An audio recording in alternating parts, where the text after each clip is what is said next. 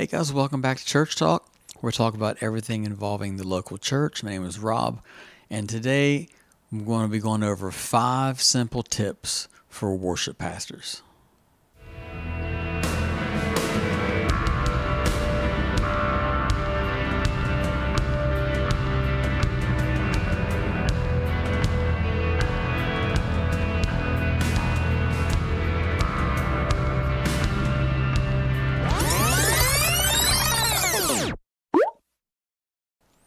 All right, guys, today we're going over 5 simple tips for worship pastors. And tip number 1 is let others lead songs. Now, I'm not saying that you have to not lead or never sing lead, but you do need to pick out some people within your team who's capable of leading, who want to lead, and allow them to sing lead at times and develop other leaders. This way, there's a couple of things that'll go on with this. Number 1, you will be able to step back and take a break every once in a while. But number 2, it gives your team a larger voice. It gives more voices to your team. So it's not one voice that the people are hearing all the time, but it's multiple voices. And so it keeps their attention as we hear different voices on the team taking the lead role. It's something new to everybody's ear. So everybody's not singing the same songs. So it's not all the time just one person singing the lead, but it's multiple people. All right, tip number 2. You don't need to talk or speak so much. I think there's a misconception among worship leaders and worship pastors that we have to talk in our transitions, and we have to talk about the song and talk and minister to the people during these transitions. And we don't minister to the people as much as we minister to the Lord. And I don't think that we have to speak so much. I'm a proponent of allowing the pastor to be the one who is going to be speaking into the lives of the people. And I just need to lead them into the presence of the Lord. I need to lead worship so that we can all entertain the presence of the Lord together. And I've found that I do not need to talk near as much as I think I do. Now, there are those times when we need to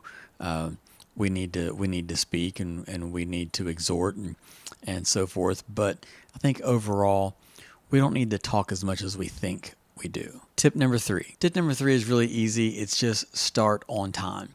If your church starts at, say, 10:30, 10 o'clock, whatever time it starts, develop a countdown, 5-minute countdown to where when it comes on, it's telling your team, hey, get ready. We got 5 minutes to get ready. It's telling everybody else, hey, we got 5 minutes till church starts.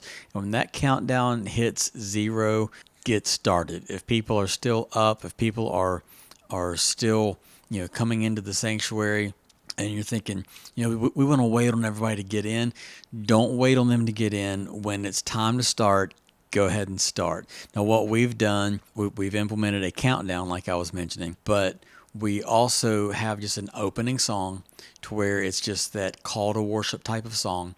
And then we have our announcements and offering and things like that. And then we move into our worship set. So it does give the people a little bit of extra time to kind of gather in and get ready. But if we don't start on time, then we're never going to start on time. If we wait on people to come in, we're always going to be waiting. And so if we start on time, then everybody knows that, at 10 o'clock or at 10:30 or whatever time your church starts, they're going to start. They're not going to wait on me. They're not going to wait on the people to get ready. They're going to start at 10 or at 10:30 or whatever time. So start on time. Tip number 4, prayerfully consider your songs. Don't just choose songs that you like. Don't just choose songs that you think is going to minister to people, but ask the Lord, what does he want to hear and what does he want to use? What does the Lord want to speak that day, and what is on his heart for you to sing to him that day? Because our worship is not to the people, our worship is to the Lord. And sometimes the Lord tells us as a team, hey, I want you to minister to my people today. And so we do turn it about the people at that moment because that's what the Lord is wanting. but our number one goal is to minister to the Lord. So I always ask the Lord, what do you want to hear and what would you want to use? And so then I begin to go through the song list, and sometimes it's songs that I don't necessarily want to sing. Sometimes it's songs that I love. Sometimes it's not. But it's what the Lord is wanting to use and what the Lord's wanting to hear. So don't just choose songs based upon what you like or based upon what you feel like people need to hear, but based upon what the Lord wants to hear and use. So prayerfully consider what songs you're singing. And tip number 5, keep it simple. Keep it simple because less is more. You've all heard that saying, less is more. Now, there are times you just let the band just kind of rock it out. I'm not saying that we don't need to play skillfully, but what I am saying is that we don't need to try to be somebody else. We just need to present our worship to the Lord the best that we can. If it doesn't sound like Bethel or it doesn't sound like Elevation, it's okay. You just take the songs that you're going to do and present them to the Lord the best that you can. And I've heard a lot of people talk about how a lot of times they feel like worship is boring because it's the same 4 chords over and over and over. But the thing is, within that 4-chord structure, and sometimes within a 2-chord or a 1-chord structure, we can create some very good songs. We can create some very powerful times of worship, because musically you can go a lot of places when it's just 2 or even 1 chord. There's been times we've just played like an A or an A sus. There will be times when we would just play like the 1 and the 4, or sometimes just the 1, but usually it's just like just a 1 into a 4 and a 1, and you're just going back and forth, and it's been powerful. But there was a lot of space that musically that we could fill within just those 2 chords, and there was a lot of lyrics that we could put in there just with those 2 chords, and it was very simple in the fact that the band knew exactly what to do.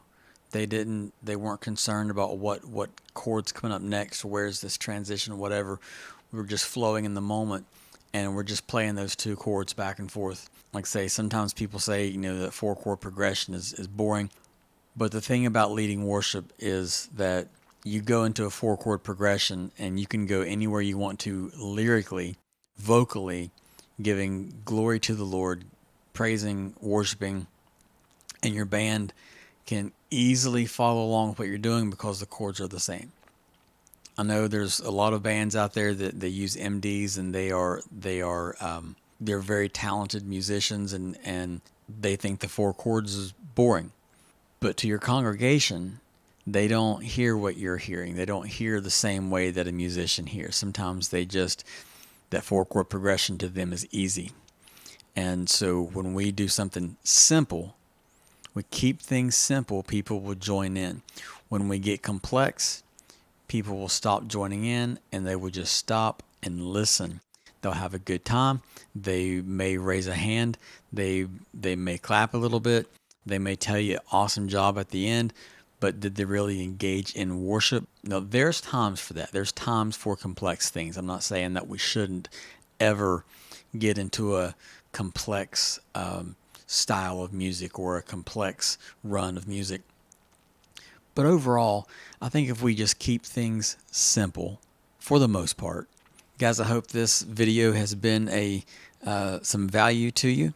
And share this video with some worship pastor friends of yours. And like I say, this isn't teaching like how to be a worship pastor. It's just a few tips, just 5 tips for worship pastors. Number 1 was let others sing. Number 2, you don't need to speak so much. Number 3 was start on time. Number 4, prayerfully consider your songs. And number 5, keep it simple. Guys, thanks for watching Church Talk. We'll see you guys on the next episode. God bless.